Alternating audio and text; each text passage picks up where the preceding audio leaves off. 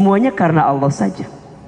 Dan ini yang akan menjadikan kita makin kuat dalam menjalankan satu amal, karena ada keikhlasan. Maka kalau orang ikhlas dalam beramal, udah, yang hadir banyak alhamdulillah, yang hadir sedikit nggak jadi masalah. Bukan itu patokannya.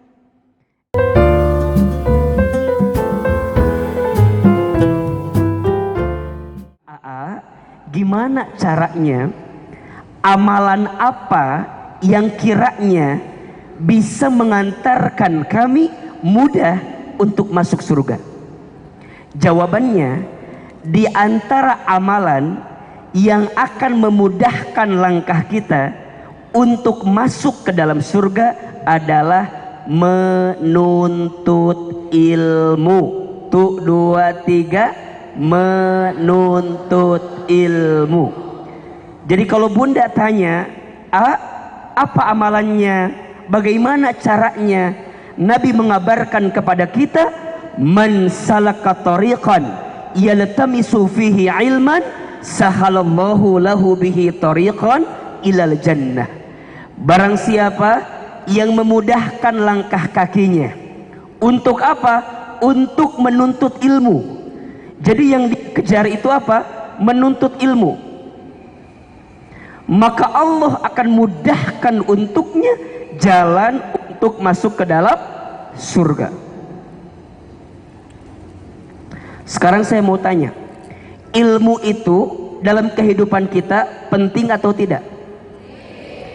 Penting aja, penting banget. Cius, mie apa? Ustadz, kenapa ilmu itu penting? Tolong catat kalimat ini. Kata Nabi, man arada dunya fa'alaihi bil ilmi. Barang siapa yang mau mendapatkan dunia dengan apa? Ilmu. Wa man arada al akhirata fa'alaihi bil ilmi. Barang siapa yang menginginkan kebahagiaan akhirat, maka dengan apa? Ilmu. Wa man aradahuma fa'alaihima bil ilmi. Dan barang siapa yang mau mendapatkan dua-duanya, maksudnya apa? Dia mau bahagia di dunia, dia mau bahagia di akhirat, maka apa syaratnya? Dapatkanlah itu semua dengan apa? Ilmu.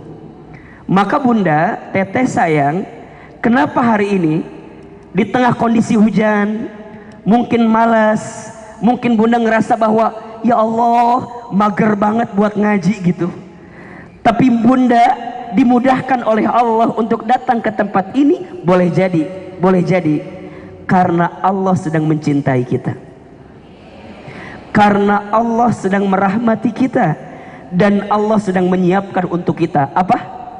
Surganya Allah Subhanahu wa ta'ala. Maka tolong catat kali, setiap manusia itu rugi kecuali orang yang berilmu. Semua orang yang berilmu rugi kecuali orang yang beramal. Semua orang yang beramal rugi kecuali orang yang ikhlas. Semua yang ikhlas berpotensi rugi kecuali orang yang istiqomah dengan amalnya. Dan semua yang istiqomah berpotensi rugi kecuali orang yang wafat dalam keadaan husnul khatimah. Bisa kita ulangi? Coba ya, pelan-pelan ya. Setiap manusia itu rugi kecuali orang yang berilmu. Semua orang yang berilmu berpotensi rugi kecuali orang yang beramal. Semua orang yang beramal masih berpotensi rugi kecuali orang yang ikhlas dalam beramal. Semua orang yang ikhlas dalam beramal masih berpotensi rugi kecuali orang yang istiqomah dalam amalnya. Dan setiap yang istiqomah juga berpotensi rugi kecuali orang yang wafat dalam keadaan husnul khatimah. Nempel nggak? Nempel ya? Oke. Setiap manusia itu rugi kecuali orang yang berilmu. Bunda sayang, izin Allah hari ini kita menuntut ilmu. Insya Allah ilmunya dapat. Insya Allah. Bunda tanya, ilmu yang seperti apa yang akan menjadikan ilmu itu mengantarkan kita ke surga? Ada dua indikatornya. Satu, ilmu yang meningkatkan iman kita kepada Allah. Dua, ilmu yang mengantarkan akhlak kita makin baik dalam hidup. Ada berapa indikatornya? Dua. Satu apa? Ilmu yang meningkatkan apa? Iman kepada Allah. Dua, ilmu yang apa? Mengantarkan akhlak kita makin baik. Jadi kalau Bunda sayang, tanya sama Ahilman, apa indikator ngaji kami sukses? Apa indikator taklim kami itu jadi baik? Dua indikatornya.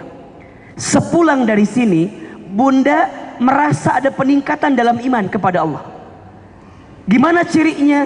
Makin yakin ke Allah, makin tegar dalam hidup, makin tidak mudah gelisah dalam hidup. Kenapa? Karena ada iman yang menyentuh ke dalam hatinya, sehingga menjadikan setiap ilmunya itu makin dekat dengan Allah Subhanahu wa Ta'ala. Ibadahnya makin rajin, gitu. Kemudian segala sesuatu yang Allah perintahkan makin dia hadirkan, larangan Allah dia tinggalkan. Kenapa? Karena bukti iman yang dia hadirkan dalam dirinya. Dan yang kedua, bukan hanya iman yang meningkat, tapi yang paling penting akhlaknya makin baik. Makanya mohon maaf, saya seringkali bilang begini, kalau Bunda taklim, kalau Bunda kajian, selepas taklim ini akhlak kita tidak berubah, berarti ada persoalan dalam setiap yang kita hadirkan. Salah satunya, punten mohon maaf, kalau sepulang dari sini kita merasa jadi lebih baik dari orang, sombong sama orang, sering merendahkan orang lain, merasa diri lebih baik, orang salah semua, mohon maaf ya, coba dievaluasi. Iblis itu tidak akan pernah masuk surga karena punya sifat apa? Sombong. Maka bukan itu yang kita inginkan. Tapi justru sepulang dari sini ada perbaikan akhlak kita. Lisannya terjaga, pikirannya baik sangka, tidak sinis, tidak pesimis, tidak suka memponis. Kenapa?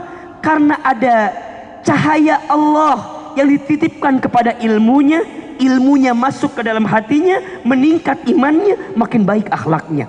Itu yang paling baik. Maka mohon maaf, Bunda sayang, sepulang dari sini Bunda harus makin baik sama suami.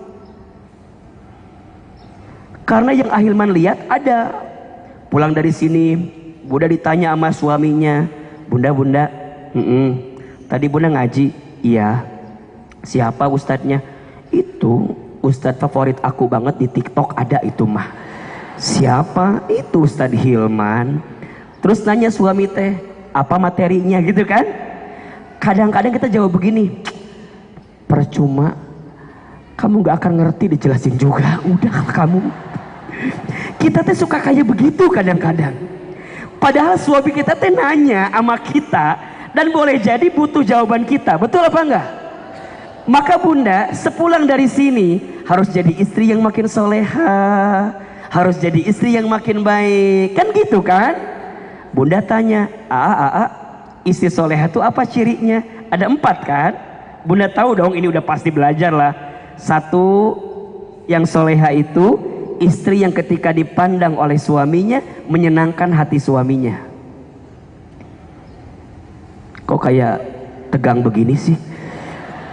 Istri soleha itu istri yang ketika dipandang oleh suaminya menyenangkan hati suaminya. Sekarang Ahilman tanya, Bunda, kalau suami di luar rumah ada masalah, pulang ke rumah lihat wajah Bunda, hilang masalah atau tambah masalah? Punten ya, kalau sepulang dari sini kok jadi tambah masalah, berarti ada masalah dengan kehidupan kita tuh. 2, istri soleha itu istri yang ketika diperintah oleh suami taat kepada suaminya. Berapa kali bunda sayang seringkali melawan suami, seringkali merasa bahwa naon sih, kadang-kadang suka gitu sama suami teh. Hati-hati bunda. Yang ketiga, istri yang soleha itu istri yang ketika ditinggal mampu menjaga dirinya dan keluarganya. Dan yang keempat, istri soleha itu istri yang ketika diberi tidak menyelisihi pemberian suaminya. Dikasih 2 juta, alhamdulillah. Dikasih 5 juta, alhamdulillah. 10 juta, alhamdulillah. Bulan depan suaminya di PHK. Bunda jangan bilang, kumaha sih, jangan. Nanti kalau suami pulang bawa kabar yang gak baik misalnya, bunda, ayah teh harus berhenti bekerja. Bunda teh deketi suami bunda. Sini ayah, peluk suami bunda, peluk, bisikin telinganya. Ari kamu mikir apa enggak gitu atau sekalian. Enggak begitu atuh. Justru tolong catat ya. Istri itu diuji ketika suaminya ada di bawah, dan seorang suami diuji ketika dirinya sedang ada di atas. Status hari Rabu itu ya. Istri itu diuji ketika suaminya ada di bawah, dan seorang suami diuji ketika dirinya sedang ada di apa?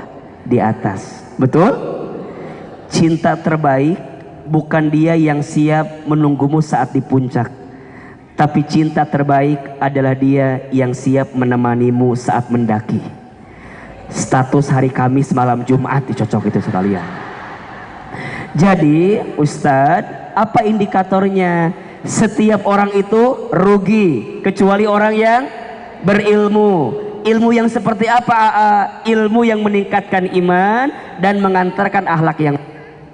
Tapi mohon maaf, pada akhirnya nanti setiap yang berilmu masih rugi kecuali orang yang beramal. Maka perhatikan ke depan. Buah dari ilmu itu apa? Amal. Dan ilmu itu akarnya amal. Orang beramal tapi nggak pakai ilmu, seperti pohon yang tak ada akarnya, rapuh. Orang berilmu tapi tidak bisa mengamalkan ilmunya, seperti pohon yang tak berbuah. Maka dalam pepatah bahasa Arab, al-ilmu bila amalin kasyajari bila thabarin. Ilmu yang tak diamalkan seperti pohon yang tidak berbuah. Maka bunda menuntut ilmu agar nanti ilmunya menjadi kekuatan dia untuk beramal. Betul apa betul? Bunda biasanya akan rajin tahajud kalau bunda tahu keutamaan tahajud. Bunda tidak akan tinggalkan tahajud karena bunda tahu keutamaan tahajud. Bunda tahu keutamaan duha, maka bunda tidak akan meninggalkan sholat duha karena tahu keutamaannya. Apa diantaranya? Mohon maaf, sholat tahajud misalnya, sholat yang mengantarkan kemuliaan. Sholat duha, sholat yang mencukupi kebutuhan. Barang siapa yang tidak tertinggal 4 rakaat sholat duha di pagi hari, 2 salam, maka di hari itu Allah cukupkan kebutuhannya. Bunda tidak akan tinggalkan majlis ilmu karena bunda tahu keutamaannya. Allah mudahkan dia masuk ke dalam surga. Orang makin semangat amalnya kalau dia punya ilmu. Betul apa betul? Iya apa iya? Tapi mohon maaf, semua yang beramal masih berpotensi rugi kecuali orang yang apa? Ikhlas. Apa itu ikhlas?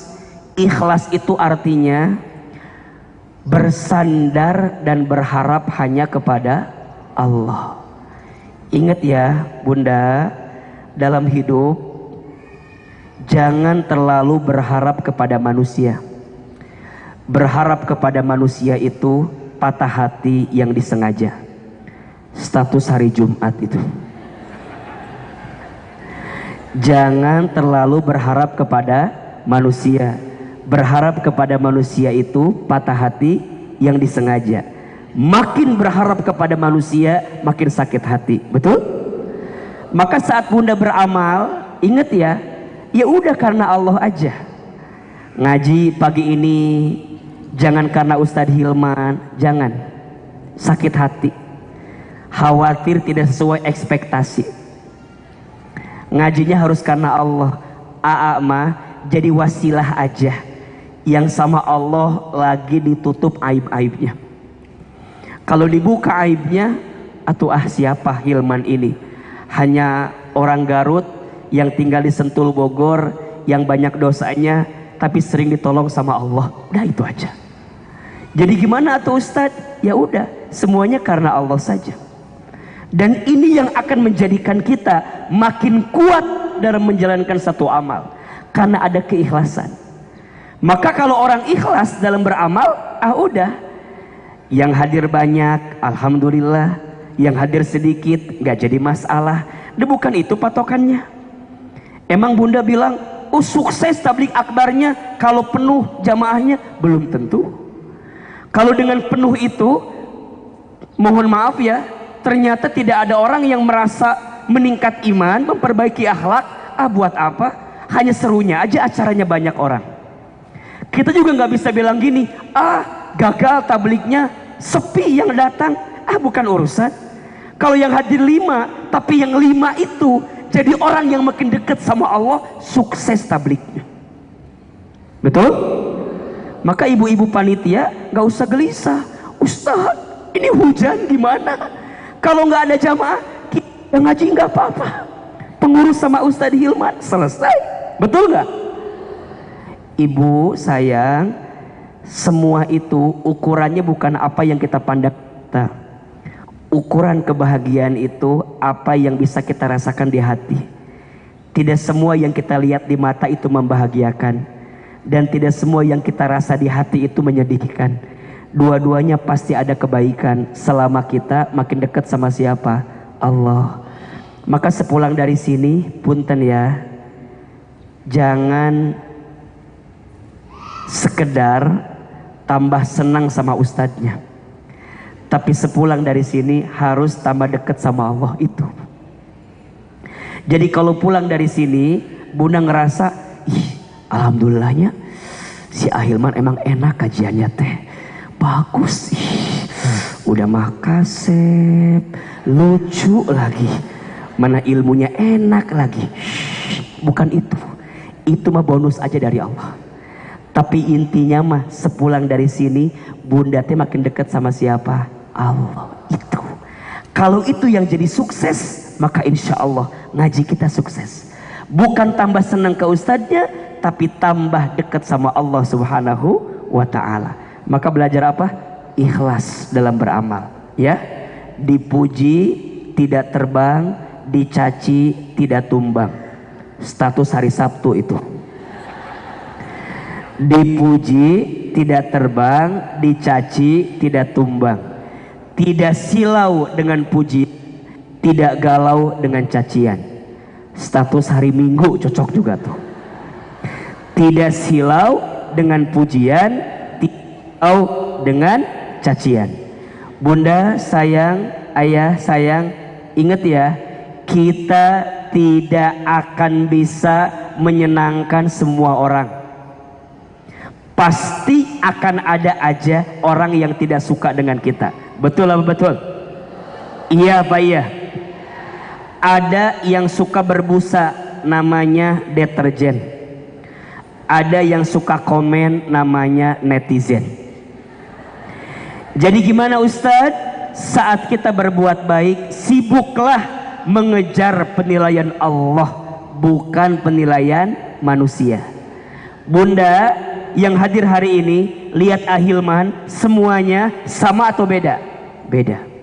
Yang kiri, yang tengah, yang kanan. Lihat AA, beda. Beda. Beda.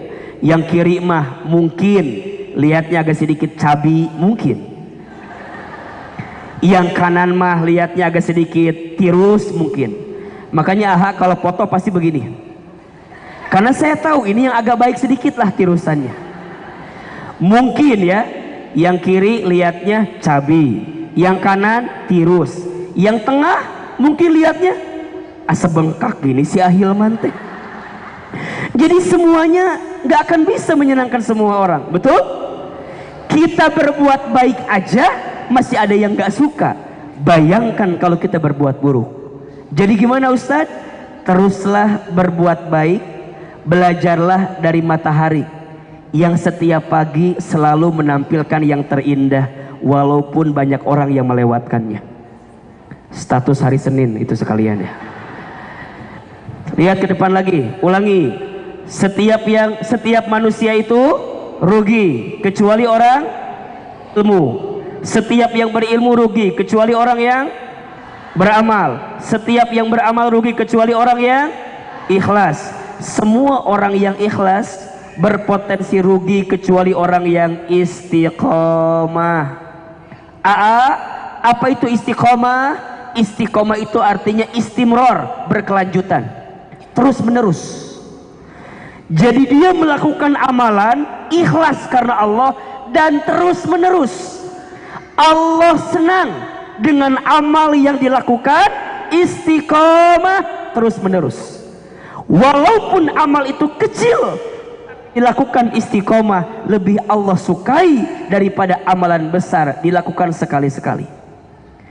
Allah lebih senang bunda sholat tahajud 11 rakaat setiap malam daripada 2 rakaat sebulan sekali. Ya, udah pasti itu mah ya, udah pasti itu mah. Allah lebih senang bunda sedekah 100.000 tiap hari daripada 10.000 sebulan sekali. Udah pasti, tidak ada perdebatan kan? Tapi kalau mau dibalik, Allah tuh senang bunda duha 2 rakaat, 2 rakaat, 2 rakaat, tapi tiap hari dibanding 8 rakaat tapi sebulan sekali. Itu mah tergantung angsuran jatuh tempo. Baru sholat duha gitunya, nyambung. Oh gimana tuh Ustadz? Sok istiqomah. Tapi hanya istiqomah itu meni berat. Iya, karena pahalanya surga. Kalau ringan pahalanya kipas angin, kulkas 1 pintu. Betul apa betul? Istiqomah itu berat ya. Iya, kalau ringan namanya istirahat. Status hari Selasa itu ya. Istiqomah itu berat, yang ringan istirahat. Istiqomah itu berat karena pahalanya surga, kalau ringan kipas angin. Jadi istiqomah terus aja. Sampai kapan terakhir? Sampai husnul khotimah. Nah, Masya Allah. Maaf ya bunda sayang, kenapa bunda harus terus istiqomah dalam kebaikan? Kita nggak pernah tahu ya kapan Allah berikan usia kepada kita. Betul? Lihat ini wajahnya hampir sama semua, bahkan sama kelihatannya. Ini wajahnya camat semua ya. Apa itu camat? Calon mati. Jangan tersinggung ya, karena mati itu pasti, betul? Cuma kita nggak tahu waktunya saja. Bisa jadi bapak ibu duluan, Ustadz Hilman belakangan, bisa. Atau dibalik, Ustadz Hilman belakangan, ya. Bapak ibu duluan ya. Nah kita mah nggak ada yang taunya. Iya. Kan masih muda, masih panjang umurnya. Kata siapa? Sekarang yang masih muda wafat ada atau tidak? Dikit apa banyak? Banyak.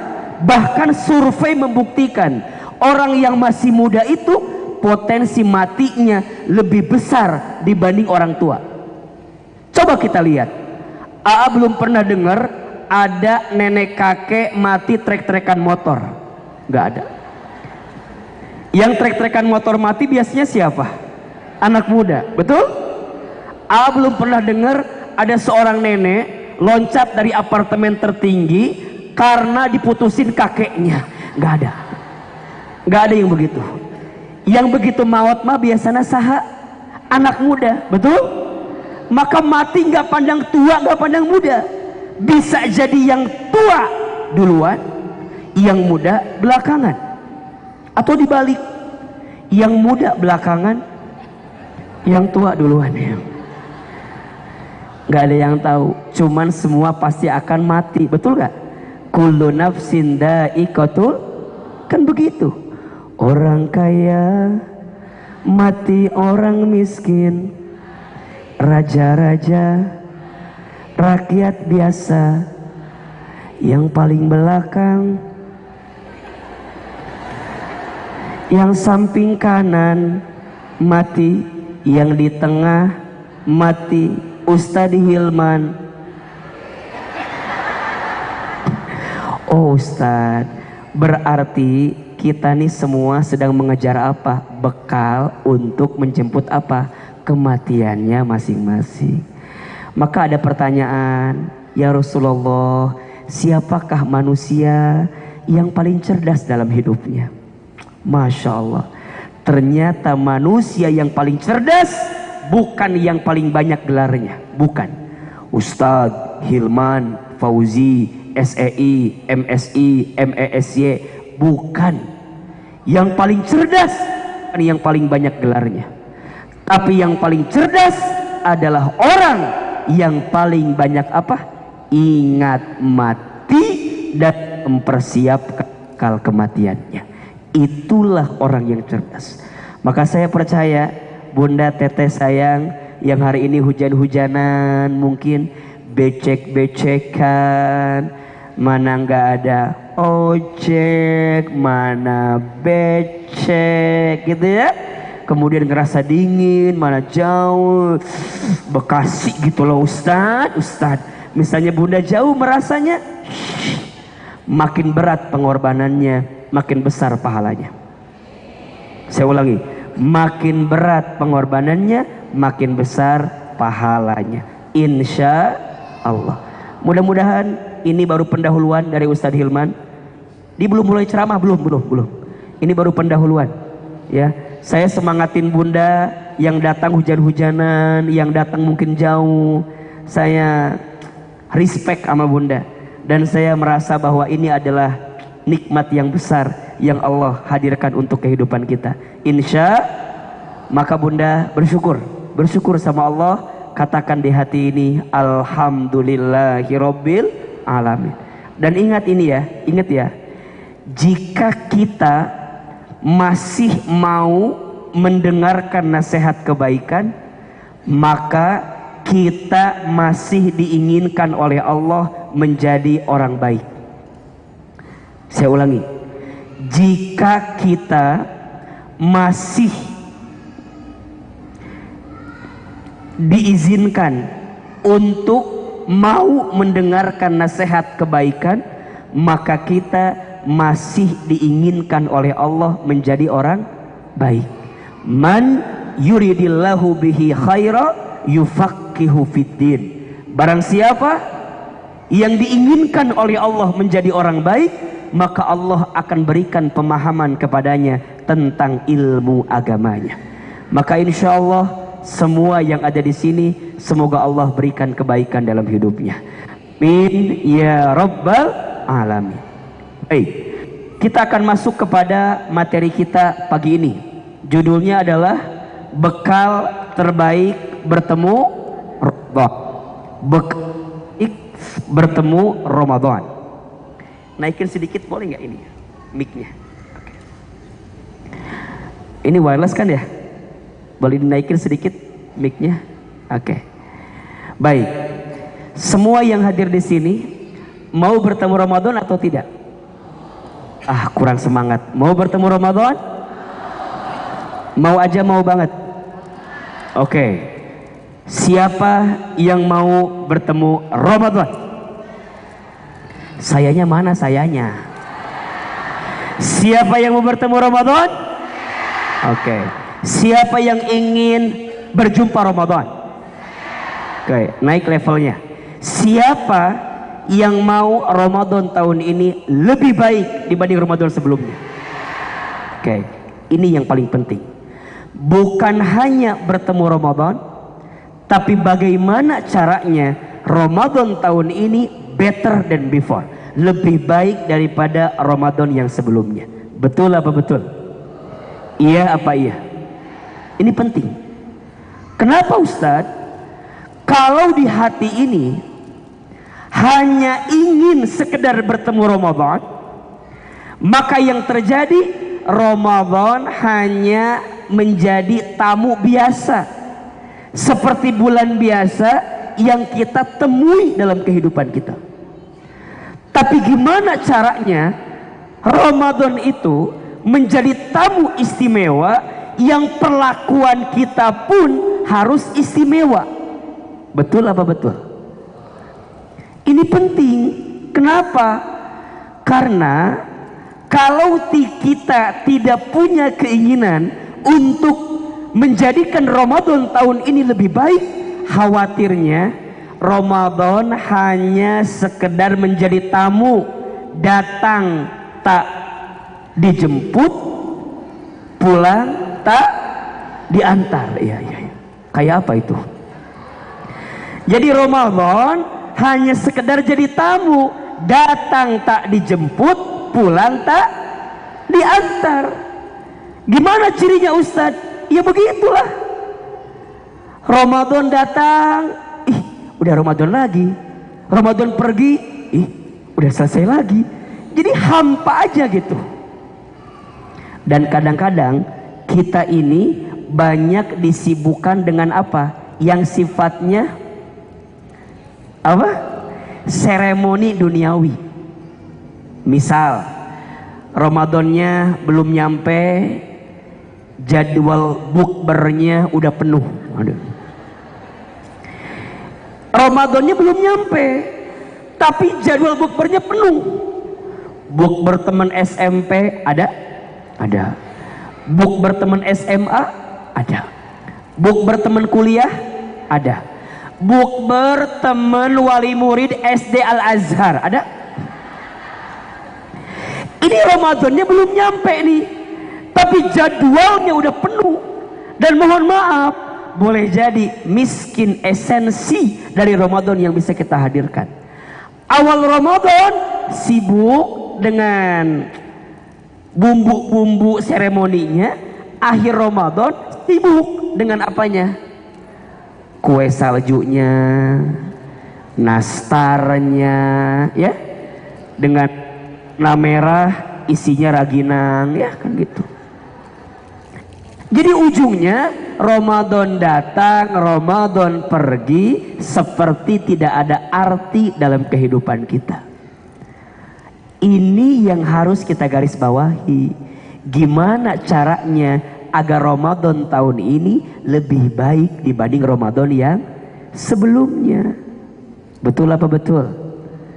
Iya apa iya? Mohon maaf ya, kira-kira jika tahun ini Bunda sayang, Ayah sayang, diizinkan kita bertemu Ramadan, kira-kira Ramadan tahun ini Ramadan yang keberapa kali kita temui? Tergantung apa? Umur, belum tentu. Kalau usia kita mulai puasa Ramadan misalnya di usia 10 tahun, ya, di usia berapa? 10 tahun. Jika saat ini, tahun ini usia kita 60 tahun, berarti Ramadan tahun ini yang keberapa kali kita temui? 50 kali. Kalau usia kita 50 tahun, berarti Ramadan tahun ini yang keberapa kali? 40 kali. Kalau usia kita 40 tahun, berarti Ramadan tahun ini yang keberapa kali? 30 kali. Pertanyaannya, sudah berkali-kali kita ketemu Ramadan? Sudahkah Ramadan memberikan perubahan dalam kehidupan kita atau tidak? Sudah berkali-kali kita ketemu Ramadan, apakah Ramadan mengantarkan perbaikan dalam hidup kita atau tidak? Jangan-jangan usia kita bertambah, tapi amal kita tidak bertambah. Yang bertambah jilbabnya, bajunya, wardrobe-nya. Tiap tahun kita bertemu Ramadan, bacaan Quran kita nggak bertambah. Tiap tahun kita bertemu Ramadan, majelis ilmu kita tidak bertambah. Tiap tahun kita bertemu Ramadan, rumah tangga kita tidak tambah baik. Tiap tahun kita bertemu Ramadan, keluarga kita tidak tambah rukun. Coba dicek. Jangan-jangan Ramadan hanya datang tak dijemput, pulang tak diantar, lepas begitu saja. Pertanyaannya, Ustadz Hilman, apa yang membuat Ramadan itu tidak mengantarkan kebaikan untuk kehidupan kita?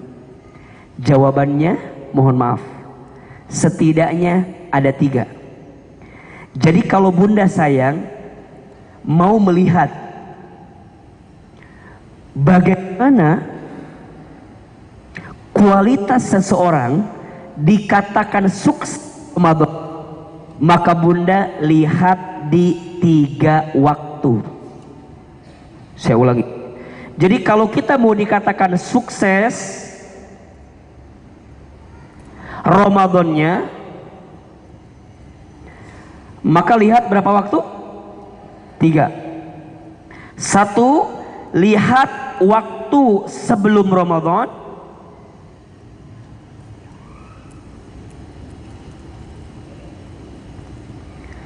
2, lihat waktu ketika Ramadan.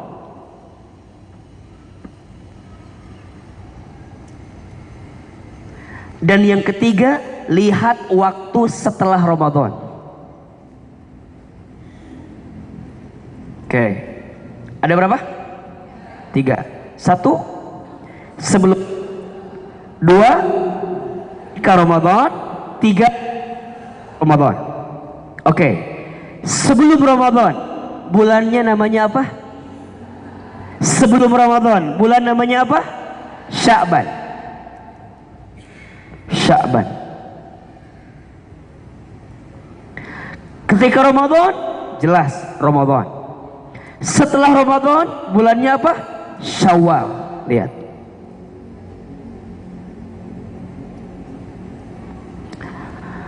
Seseorang memperlakukan Sya'bannya dengan baik, maka seseorang itu berpotensi mendapatkan kebaikan di bulan suci Ramadan. Sebaliknya, jika Sya'bannya terlewatkan begitu saja, maka boleh jadi itulah faktor yang membuat Ramadan itu tidak menambah arti dalam kehidupan kita. Nanti ujungnya setelah Ramadan, Syawal, dia istiqomah dengan amal ketika Ramadan. Berarti Ahilman tanya, Sya'ban ini penting atau tidak? Penting atau tidak? Penting aja, penting banget. Sya'bannya kita jaga dengan baik, maka insya Allah Ramadannya berpotensi mengantarkan kebaikan untuk kita. Bahkan kalau mau lebih sempurna, bulan sebelum Sya'ban, bulan apa namanya? Rajab. Makanya kata para ulama, Rajab itu bulan menanam, Sya'ban itu bulan menyiram, Ramadan itu bulan memanen. Ulangi, Rajab bulan apa? Menanam. Sya'ban bulan apa? Menyiram. Ramadan bulan apa? Memanen. Orang tidak mungkin panen kalau enggak nyiram. Orang enggak mungkin bisa nyiram kalau enggak ada tanaman yang ditanam. Betul? Berarti Ustadz, ini Rajab udah selesai Ustadz. Gimana kalau kami belum sempat nanam di Rajab? Setidaknya di bulan Sya'ban kita bisa menanam sekaligus menyiram agar nanti kita bertemu dengan bulan suci Ramadan. Oke Ustadz, sekarang kita tinggal menghitung hari bertemu Ramadan, tapi kita masih ada di bulan apa ini? Sya'ban. Berarti masih ada waktu atau tidak? Masih ada waktu atau tidak? Masih ada persiapan atau tidak? Masih bisa nyiapin bekal atau tidak? Masih. Untungnya belum terlambat, kita masih ada bekal. Bunda mau jalan ke satu tempat, bawa bekal yang banyak pasti. Nah ibaratnya Sya'ban ini menyiapkan bekal untuk bertemu dengan bulan suci Ramadan. Pertanyaannya, Ustadz, kalau kita ada di bulan Sya'ban dan sebentar lagi kita akan bertemu dengan bulan Ramadan, apa sikapnya? Saya ulangi ya. Jadi sekarang kita ada di akhir Sya'ban, sebentar lagi kita akan bertemu dengan bulan suci Ramadan. Maka apa sikap yang perlu kita hadirkan? Nama sikapnya adalah tarhib. Tarhib. Ta-ro-ha-ya-ba. Tarhib. Tu, dua, tiga. Tarhib. Lebih keras? Ingat ya, bukan targib, bukan tarkib. Yang benar apa? Tarhib. Dari fi'il madi rohaba yurahibu tarhib. Kan ada yang kadang targib nulisnya kan, ada yang nulis juga tagrib, macam-macam pokoknya mah. Yang benar apa? Tarhib. Sikap di akhir Sya'ban untuk bertemu Ramadan namanya apa? Tarhib. Makanya nanti ada kalimat marhaban ya Ramadan, sama tuh, marhaban kan, selamat datang bulan suci Ramadan. Tarhib, tarhib. Apa itu tarhib?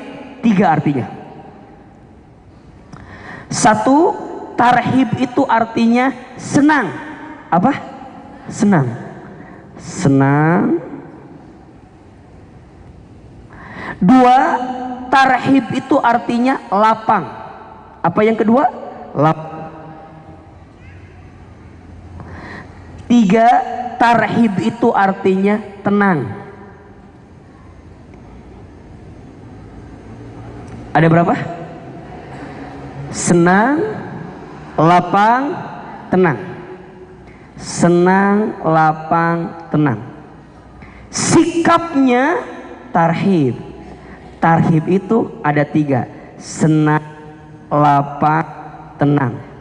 Pertanyaannya, Ustadz, apa yang dimaksud dengan senang, dengan lapang, dengan tenang? Maksudnya yang pertama, sebelum kita bertemu Ramadan, kita harus senang. Senangkan hati bertemu Ramadan. Senang. Kenapa senang Ustadz? Karena Ramadan datang membawa keistimewaan yang tak dimiliki di bulan yang lain. Saya ulangi. Ramadan datang membawa keistimewaan yang tak dimiliki di bulan yang lain. Apa Ustadz keistimewaannya? Ketika Ramadan, setiap dilipat gandakan pahalanya. Ketika Ramadan, setiap diampuni dosanya. Ketika Ramadan, setiap doa dikabulkan doanya. Setiap Ramadan, pintu surga dibuka, pintu neraka ditutup, syaitan dibelenggu. Dan itu hanya ada di bulan suci Ramadan.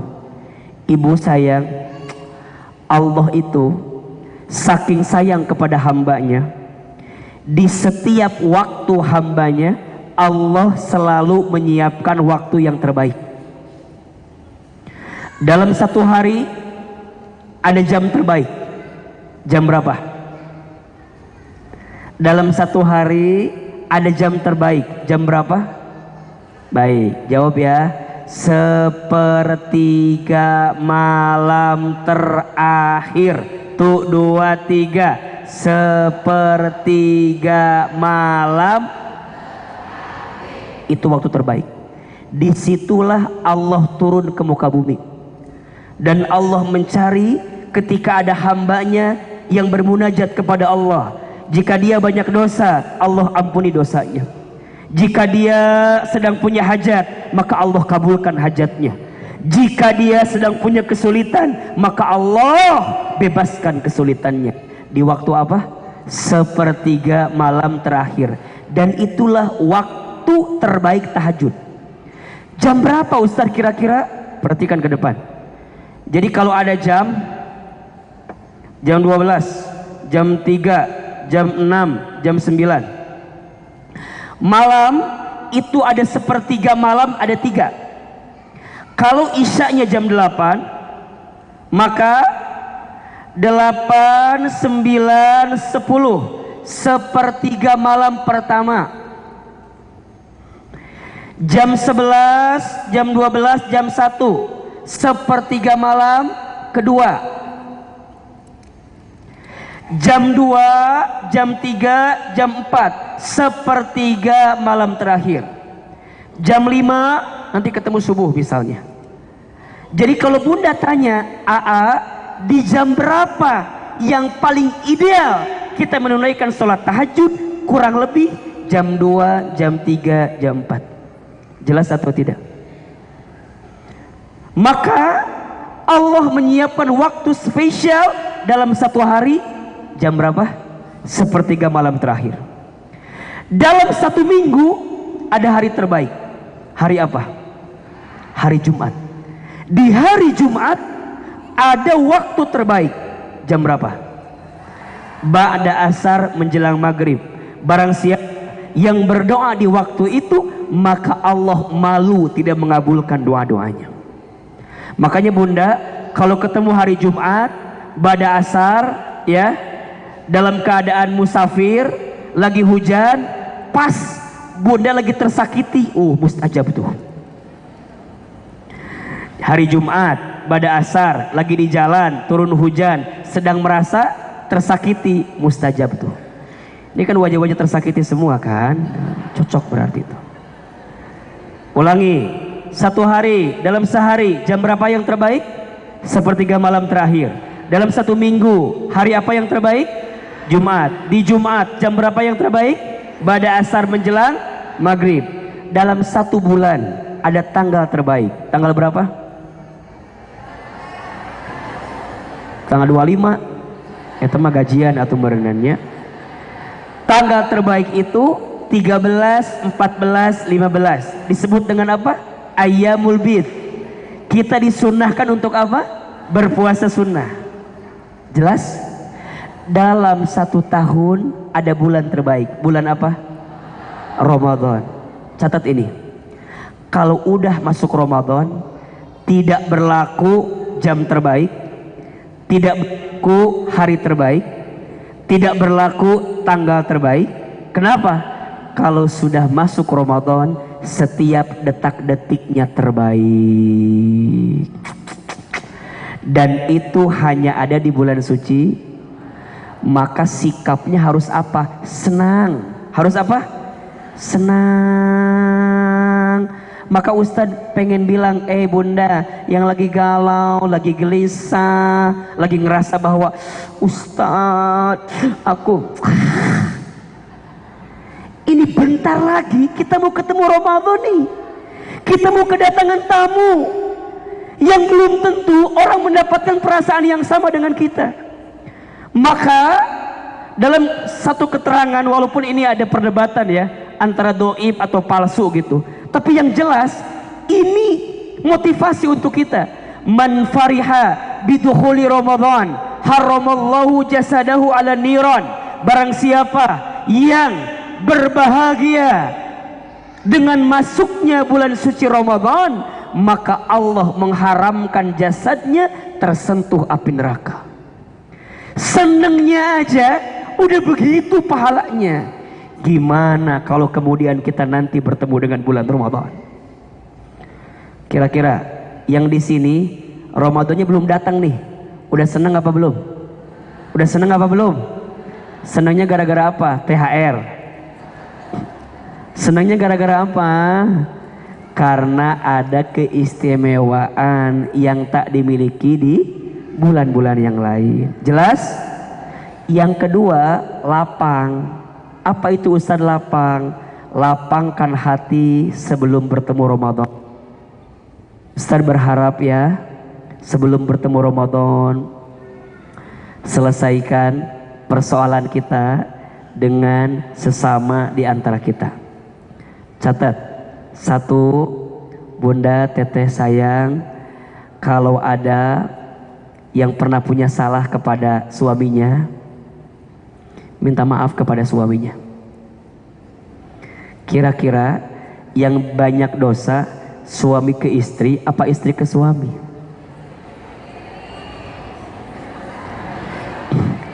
Yang banyak dosa suami ke istri apa istri ke suami? Bunda catat ya, yang paling banyak dosa itu istri ke suami. Suami ke istri itu nggak ada dosanya, yang ada zolim, lebih tinggi daripada dosa. Makanya dalam keterangan disebutkan salah satu yang tidak akan diterima ibadah puasanya siapa? Seorang istri yang belum minta maaf kepada suaminya. Ada yang tanya, Ustadz, kan suami yang banyak dosa sama istri. Kalau suami bikin salah sama istri bukan dosa namanya. Namanya apa? Zolim, lebih tinggi daripada dosa. Jadi zolim itu sama Allah dosanya, sama istri dosanya, sama keluarga dosanya. Makanya kalau bunda tanya, siapakah orang yang paling zolim di dunia? Suami yang menyakiti hati istrinya. Salah tadi tuh ngomongnya. Jadi kalau bunda tanya, siapakah manusia yang paling zolim di dunia? Ketika seorang suami, apa tadi? Menyakiti hati istrinya. Itu orang yang zolim. Tapi kalau istri ke suami itu dosa. Maka sayang, nih catat sayang ya, bunda sayang ya. Istri ame suami, yang paling banyak dosa suami ke istri apa istri ke suami? Kalau yang ditanya bunda, maka bunda jawab, iya Aa, yang paling banyak dosa istri sama suaminya. Kalau yang ditanya suami ibu, yang jawab, maka banyakkan dosa suami ke istrinya. Bunda begitu cara menjawabnya. Bunda mah kadang-kadang suka begitu. Kalau yang baik-baik nunjuk ke kita, kalau yang buruk-buruk nunjuk ke suami. Sok itu kita mah. Kalau anak kita pinter bilang begini, siapa dulu mamahnya. Kalau anak kita agak kurang, mirip bapaknya Ustadz ini mah. Ulah gitu, jangan begitu. Jadi kalau yang nggak baik itu, kalau yang ditanya kita baliknya ke kita. Betul apa betul? Maka sekarang saya mau tanya, istri ame suami, suami ame istri, pastikan yang namanya rumah tangga masalah wajar atau tidak? Wajar. Wajar tidak? Wajar. Rumah tangga itu rumit. Kalau sederhana rumah makan. Status hari Rabu pekan depan itu ya. Rumah tangga itu rumit. Kalau sederhana rumah makan. Ada yang bilang gini, Aa, gimana ya caranya biar rumah tangga aku nggak ada masalah? Gampang, nggak usah berumah tangga. Rumah tangga itu berpotensi ada masalah. Kenapa Ustadz? Iya atuh, dua kepala beda, dua latar belakang beda, dua pemikiran beda, dua asal muasal beda, disatukan di tempat yang sama, berpotensi ada masalah atau tidak? Ada. Betul apa betul? Maka rumah tangga sakinah itu bukan rumah tangga yang tidak ada masalah. Rumah tangga sakinah itu rumah tangga yang selalu mengambil hikmah di masalah yang dihadapi dalam hidupnya. Itu rumah tangga sakinah. Kan biasa begitu mah, betul gak? Ada kisahnya, ada yang rumah tangga suaminya soleh, istrinya tidak soleh, ada tidak? Keluarga siapa? Keluarga siapa? Nabi Nuh. Nabi Nuh soleh, istrinya tidak soleh. Siapa istrinya Nabi Nuh? Ibu Nuh. Pusing amat. Siapanya? Sahanya sahasa. Nges behtereh Ibu Nuh weh. Nabi Nuh soleh, istrinya siapa? Ibu Nuh tidak soleh. Ada yang kedua, suaminya tidak soleh, istrinya soleh. Ada tidak? Keluarga siapa? Fir'aun. Fir'aunnya tidak soleh, istrinya soleh. Siapa namanya?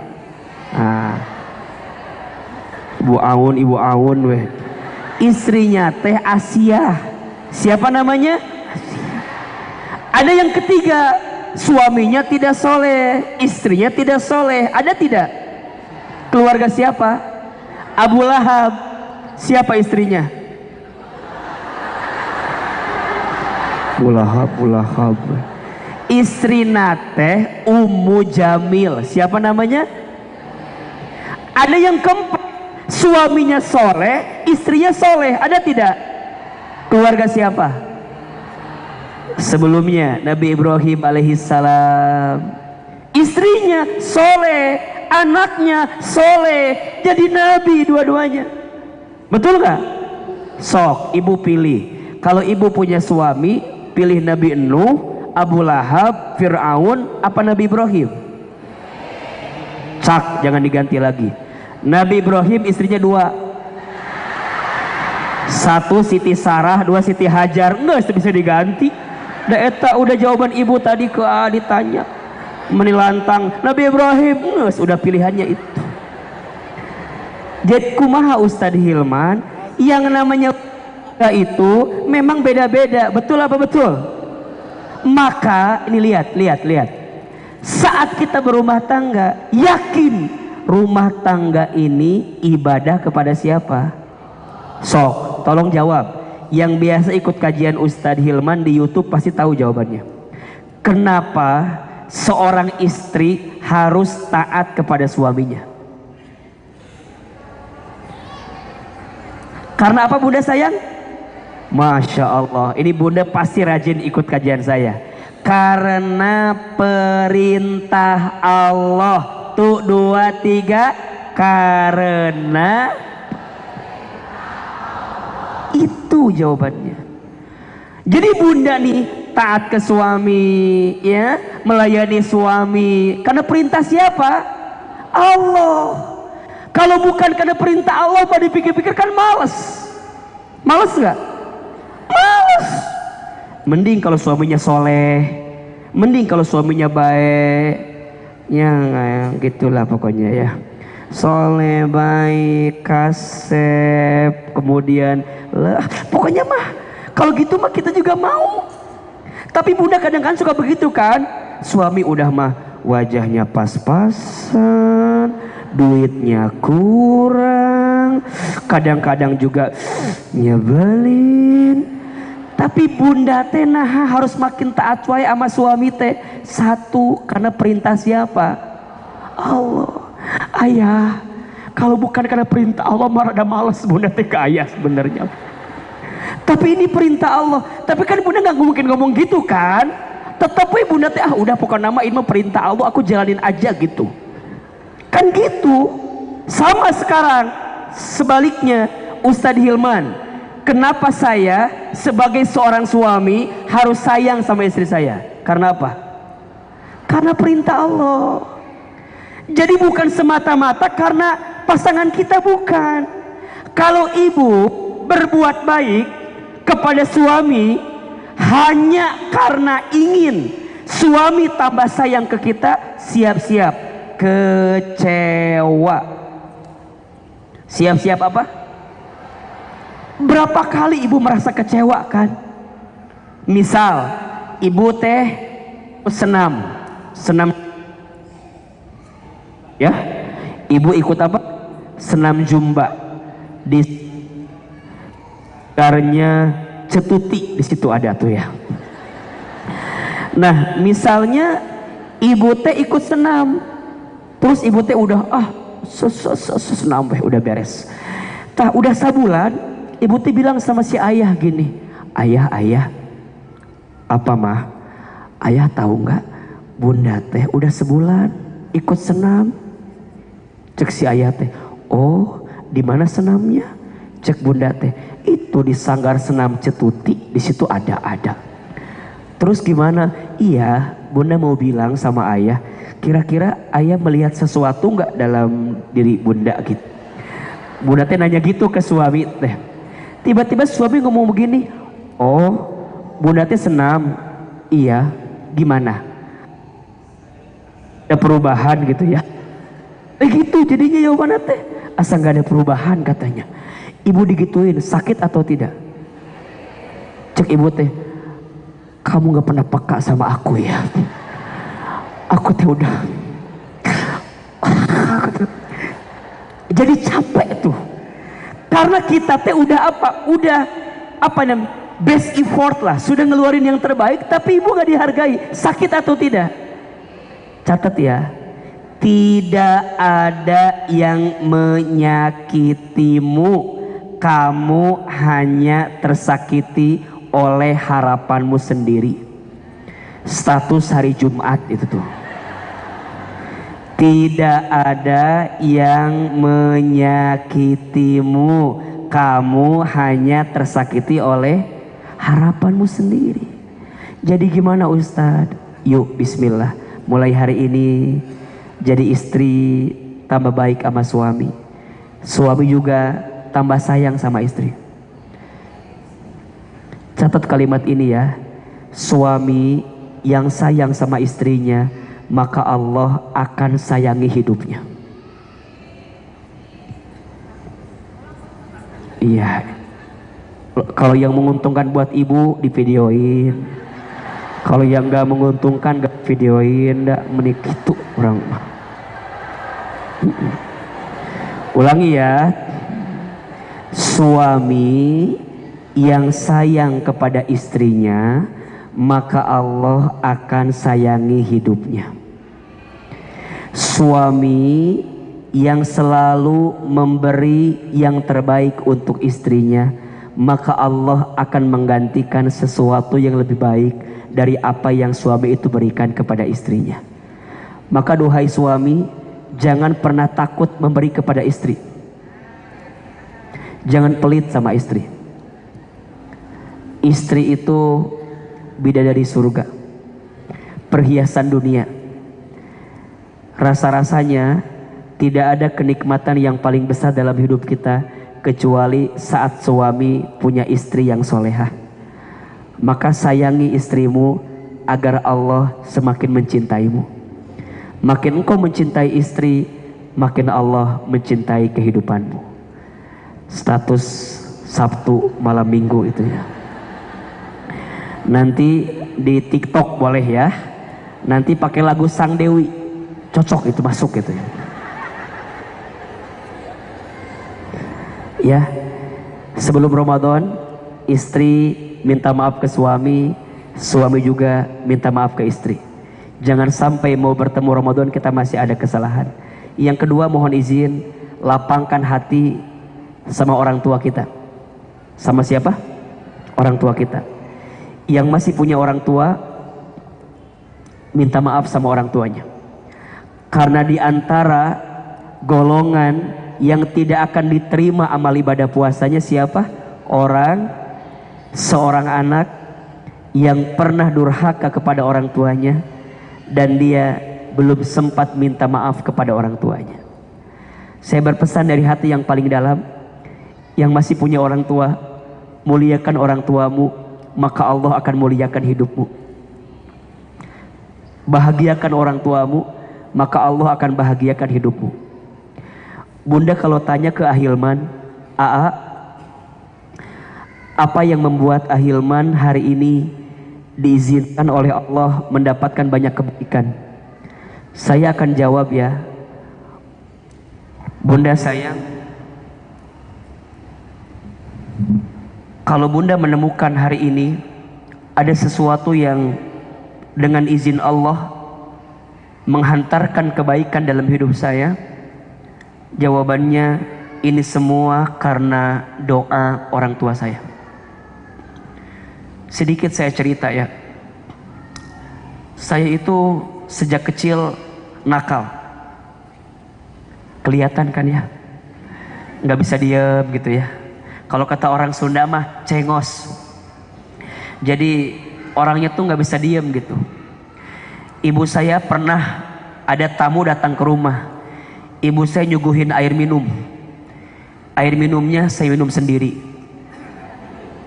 Ah pokoknya mah ibu saya mah udah luar biasa aja ngelihat kelakuan saya teh.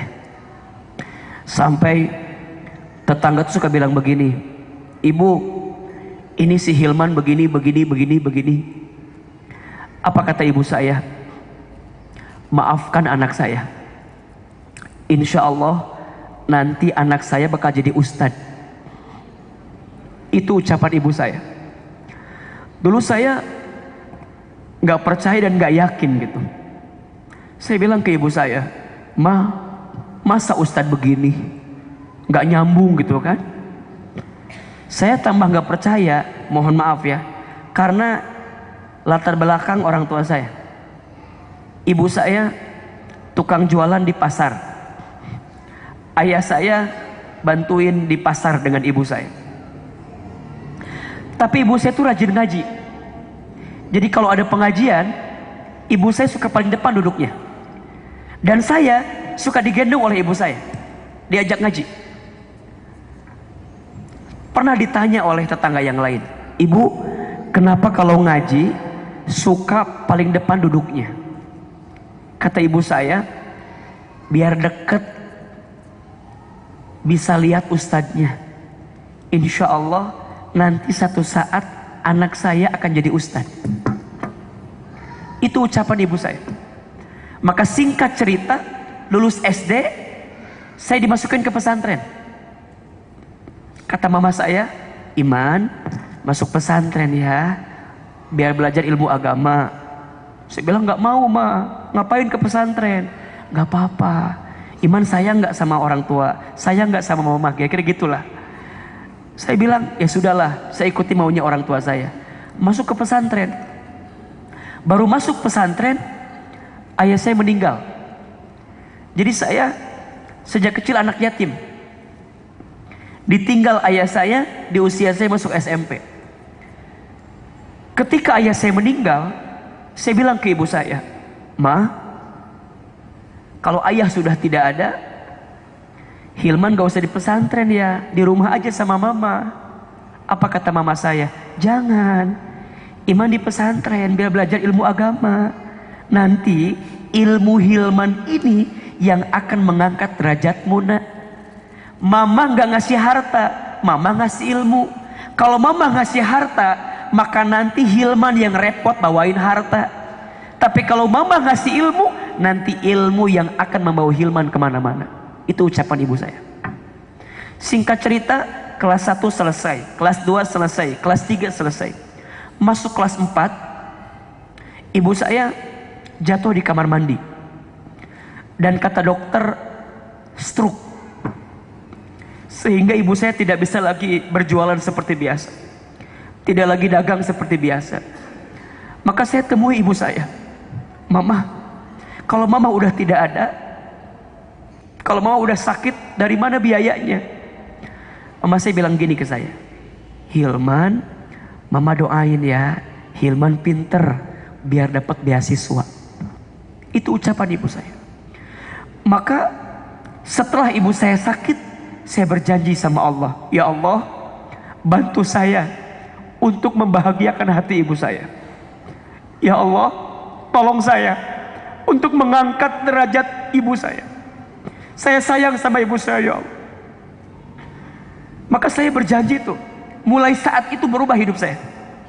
Saya memperbaiki hidup, semua saya perbaiki, belajar tambah rajin gitu. Karena pengen nyenengin hati ibu saya, karena beliau sudah sakit. Kalau saya libur dari pesantren, saya pulang ke rumah.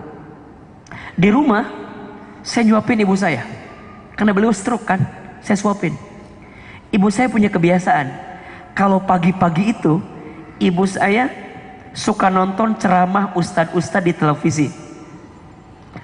Satu kali ibu saya bilang begini, Hilman, iya mah, nanti Hilman bakal ceramah di televisi ya, seperti ustadz-ustadz itu. Terus saya bilang, gak mungkin mah, kita orang kampung, kita orang desa.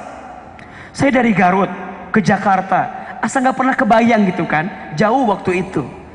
Kata ibu saya, shh, jangan begitu nak, aminkan saja. Amin. Ada iklan pakai bahasa Inggris. Kata ibu saya, nanti Hilman sekolah pakai bahasa Inggris, maksudnya ke luar negeri. Saya bilang nggak mungkin Ma, itu mahal biayanya. Shh, jangan begitu, aminkan saja. Amin. Ibu kami pernah dapat sejadah gambarnya Ka'bah. Setiap selesai sholat beliau baca talbiyah, labbaik Allahumma labbaik. Satu kali saya tanya, Mama kenapa setiap selesai sholat suka baca talbiyah? Dipeluk badan saya, dicium kening saya, diusap kepala saya. Kata mama saya, Hilman, Mama ingin sekali berangkat ke Baitullah. Mama doakan ya, Hilman bisa bolak-balik ke Baitullah. Amin, amin, amin. Sekarang dengan izin Allah, qadarullah, sekarang apa yang dulu ibu saya ucapkan sekarang terjadi semua. Ibu saya bilang nanti Hilman ceramah di televisi. Sekarang Allah izinkan. Tapi saya sedih. Apa sedihnya? Ibu saya tidak sempat nonton saya di televisi. Karena Allah lebih duluan memanggil usia ibu saya sebelum saya tampil di televisi. Saya bisa ke Jepang, ke Amerika, ke Kanada, ke Timur Tengah. Sekolah kami dengan izin Allah semuanya beasiswa. Ustadz pinter ya. Shh. Ustadz hebat ya. Shh. Yang hebat bukan saya, tapi yang hebat ibu saya. Jadi kalau hari ini Bunda tanya, Aa, kenapa Ahilman mau berceramah, mau tausiah? Salah satu yang ingin saya sampaikan, ya Allah, saya berharap kalau ada dakwah saya yang bisa merubah banyak orang, saya mohon ya Allah, jadikan pahalanya sebagai hadiah untuk orang tua saya di alam kubur, untuk ibu saya. Yang mau seperti itu ibu saya. Kalau seandainya ibu saya masih ada, tentu saya akan ajak kemana-mana. Beliau akan hadir paling depan, melihat anaknya berceramah seperti ini. Saya bisa bolak-balik haji umroh dengan izin Allah, karena ada tour and travel yang kami bimbing saat ini. Tapi tangan saya belum sempat menggenggam tangan ibu saya untuk bisa berangkat ke Bait. Apa pesan yang mau saya sampaikan? Bunda sayang, sebelum bertemu Ramadan, minta maaf sama orang tua kita. Yang orang tuanya masih ada, temui, pegang tangannya, peluk tubuhnya, cium pipi kiri kanan. Itu kebahagiaan yang Allah berikan untuk kita. Ustadz, tapi kalau sudah tidak ada bagaimana? Doakan orang tua kita. Orang tua di alam kubur merindukan doa dari anaknya. Insya Allah ya, sebelum datangnya Ramadan, ayo bersihkan di antara kita dosa kita kepada orang tua. Yang ketiga, tenang. Tenangkan hati bulan Ramadan dengan apa? Menyiapkan amal. Menyiapkan amal sebelum bertemu Ramadan. Tulis 7 amalan di bulan Sya'ban untuk persiapan bertemu Ramadan. 1. Perbanyak istighfar, minta ampun kepada Allah. 2. Perbanyak puasa sunnah di bulan Sya'ban. 3. Perbanyak sholat sunnah di bulan Sya'ban. Persiapan. 4. Perbanyak baca Al-Quran, agar nanti ketika Ramadan lebih banyak lagi baca Qurannya. 5. Perbanyak sedekah di bulan Sya'ban. 6. Perbanyak hadir di majlis ilmu, khususnya yang membahas tentang babus siam, tentang bab puasa. Dan yang ketujuh, jauhi permusuhan. Ada berapa? 7. 1. Perbanyak istighfar, minta ampun kepada Allah. 2. Perbanyak puasa sunnah sebagai persiapan untuk nanti bulan suci Ramadan, ada puasa wajib. 3. Perbanyak sholat sunnah. 4. Perbanyak baca Al-Quran. Bunda, saya pesan ya, nanti ketika Ramadan pastikan interaksi kita dengan Al-Quran. Rugi sekali kalau ada orang yang bertemu Ramadan tapi tak sempat baca Quran, rugi. Perbanyak. 5, perbanyak sedekah. Salah satu sedekah yang dianjurkan untuk nanti di bulan Ramadan, sedekah memberi makan kepada orang yang berbuka puasa. Maka bunda pastikan sekarang punya schedule, punya agenda untuk menghadirkan amalan tersebut. Yang keenam, perbanyak hadir di majelis ilmu, terutama tentang bab puasa. Bunda cari tahu dan hadir di situ. Dan yang ketujuh, jauhi permusuhan. Belajar minta maaf jika menyakiti, belajar memaafkan jika disakiti. Insya Allah itu jadi bahan renungan kita. Jadi kalau kita kumpulkan ada 3 bekal lah. Yang pertama bekal hati, yang kedua bekal ilmu, yang ketiga bekal amal. Ada berapa? 3. 1 bekal apa? Hati. 2 bekal apa? Ilmu. 3 bekal apa? Amal. Insya Allah jika 3 bekal itu kita hadirkan, insya Allah kita akan sukses untuk Ramadan di tahun ini. Amin ya rabbal alamin. Terakhir mohon izin karena saya harus ada syuting lagi ke Jakarta. Jadi mohon izin tidak ada tanya jawab. Saya akan tutup dengan doa bersama. Boleh atau tidak? Kita doa bersama, tolong aminkan sama-sama. Mudah-mudahan doa-doa ini akan menghantar kita mendapatkan kebaikan di sisi Allah Subhanahu wa taala.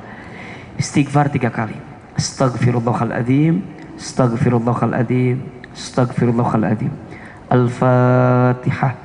A'udzubillahi minasyaitonirrajim. Bismillahirrahmanirrahim. Alhamdulillahirabbil alamin. Arrahmanirrahim. Maliki yaumiddin. Iyyaka na'budu wa iyyaka nasta'in. Ihdinas siratal mustaqim. Siratal ladzina an'amta 'alaihim ghairil maghdubi 'alaihim waladdallin. Angkat kedua telapak tangan kita. Tundukkan kepala kita, tutup kedua mata kita. Silahkan aminkan dalam hati masing-masing. Seandainya bisa menangis, menangislah. Semoga air mata yang menetes menguatkan doa-doa kita agar Allah kabulkan saat ini. A'udzubillahi minasyaitonirrajim. Bismillahirrahmanirrahim. Alhamdulillahi rabbil alamin. Allahumma sholli ala sayyidina Muhammadin wa ala alihi wa sahbihi ajmain. Ya Allah, ya Rahman, ya Rahim. Duhai Allah yang maha pengasih lagi maha penyayang. Ya Allah, sayangi kami semua ya Allah. Cintai kami semua ya Allah. Ridhoi kebersamaan kami pagi ini ya Allah. Rahmati majlis ilmu kami pagi ini, sehingga membuat kami semakin dekat dan taat kepadamu ya Rabbal Alamin. Ya Allah ya Ghaffar, duhai Allah yang maha pengampun. Ya Allah, Engkau tahu siapa kami. Engkau tahu seperti apa kelakuan kami. Ya Allah, kami mohon, jika ada di antara kami yang banyak dosanya, yang buruk masa lalunya, yang hina dina kelakuannya, yang banyak kesalahannya, yang sering maksiatnya, yang tidak terhitung aibnya, ya Allah kami mohon, jangan keluarkan kami dari masjid ini kecuali Engkau ampuni dosa-dosa kami ya Allah. Jangan Kau pisahkan kebersamaan kami kecuali Engkau ampuni dosa-dosa kami ya Allah. Ya Allah, ampuni mata kami jika sering melihat yang haram. Ya Allah, ampuni lisan kami jika sering berbohong, berdusta, ingkar janji, fitnah, ghibah. Ampuni lisan kami ya Allah. Ya Allah, ampuni tangan kami jika pernah bersentuhan dengan yang haram. Ya Allah, ampuni perut kami jika pernah masuk makan minum harta haram. Ya Allah, ampuni kemaluan kami jika di antara kami ada yang pernah berzina. Ampuni ya Allah. Ampuni kaki kami Jika di antara kaki ini pernah melangkah ke tempat maksiat, ya Allah, berikan kami kesempatan bertaubat sebelum kami wafat. Perbaiki hidup kami ya Allah sebelum kami kembali kepadamu ya Rabbal Alamin. Ya Allah, ampuni kesalahan kami kepada orang tua kami. Ampuni kesilapan kami kepada ayah ibu kami. Allah, maafkan kami jika pernah menyakiti hati ayah ibu kami. Maafkan kami ya Allah jika pernah menggores luka di hati ayah ibu kami. Ya Rabb, jika orang tua kami masih hidup, panjangkan umurnya, sehatkan badannya, bahagiakan hari tuanya, muliakan sisa hidupnya ya Allah. Tolong kami ya Allah agar bisa membahagiakan orang tua kami ya Allah. Ya Allah, jika orang tua kami ada yang telah wafat, lapangkan alam kuburnya, terima iman Islamnya, ampuni dosa-dosanya. Ya Allah, jadikan kuburan orang tua kami raudhah min riyadil jannah. Kumpulkan kami bersama orang tua kami nanti di surgamu ya Allah. Ya Allah, jangan golongkan kami menjadi anak yang durhaka ya Allah. Ya Allah, berkahi keluarga kami ya Allah, berkahi rumah tangga kami ya Allah. Rukunkan rumah tangga kami, langgengkan rumah tangga kami, lembutkan hati pasangan kami ya Allah. Anugerahkan untuk kami rumah tangga sakinah, mawaddah, warahmah ya Allah. Ya Allah, takdirkanlah semua anak-anak kami menjadi anak yang soleh dan solehah ya Allah. Ya Allah, jaga anak kami, lindungi anak kami ya Allah. Bimbing kami menjadi orang tua yang baik untuk anak-anak kami ya Rabbal Alamin. Rabbana hablana min azwajina wa dhurriyyatina qurrata a'yun waj'alna lil muttaqina imama. Rabbana ighfir lana wa li walidina warhamhum kama rabbawna shighara. Ya Allah, panjangkan umur kami, sehatkan badan kami. Wabil khusus, sebentar lagi kami akan bertemu bulan suci Ramadan. Ya Allah, takdirkan tahun ini kami bertemu dengan bulan suci Ramadan ya Allah. Jadikan Ramadan tahun ini lebih baik ya Allah dibanding Ramadan kami yang sebelumnya. Ibadah kami makin baik, sholat kami makin baik, puasa kami makin baik, baca Quran kami makin baik ya Allah, sedekah kami makin baik ya Allah. Ya Allah, jaga kami agar tidak berbuat maksiat lagi ya Allah. Allahumma barik lana fi Rajab wa Sya'ban wa ballighna Ramadan wa ballighna Ramadan wa ballighna Ramadan. Ya Allah, senangkan hati ini, lapangkan hati ini, tenangkan hati ini agar kami bisa bertemu dengan bulan suci Ramadan ya Rabbal Alamin. Rabbana atina fid dunya hasanah wa fil akhirati hasanah wa qina adzabannar. Ya Allah, ya Allah, seperti ini Engkau kumpulkan kami di dunia, maka seperti ini nanti Engkau kumpulkan kami di surgamu ya Allah. Subhana rabbika rabbil izzati amma yasifun, wassalamun alal mursalin, walhamdulillahi rabbil alamin. Silakan berpelukan kiri kanan, bersalaman, mohon maaf lahir dan batin. Semoga Allah menerima setiap doa-doa kita dan Allah menghantarkan kebaikan untuk kita semua. Amin ya rabbal alamin. Barangkali itu yang bisa Ahilman sampaikan pagi ini. Ada ilmunya atau tidak? Ada manfaatnya atau tidak? Masih mau dengerin kajian kita atau enggak? Insya Allah. Bunda sayang, yang mau silaturahim silahkan di follow Instagram saya boleh, Ahilman Fauzi. Disatuin tulisannya Ahilman Fauzi. Mudah-mudahan bermanfaat. Sekali lagi mohon maaf, yang benar dari Allah, yang salah dari Ahilman yang banyak salah. Kepada Allah saya mohon ampun, kepada Bapak Ibu saya mohon maaf. Assalamualaikum warahmatullahi wabarakatuh.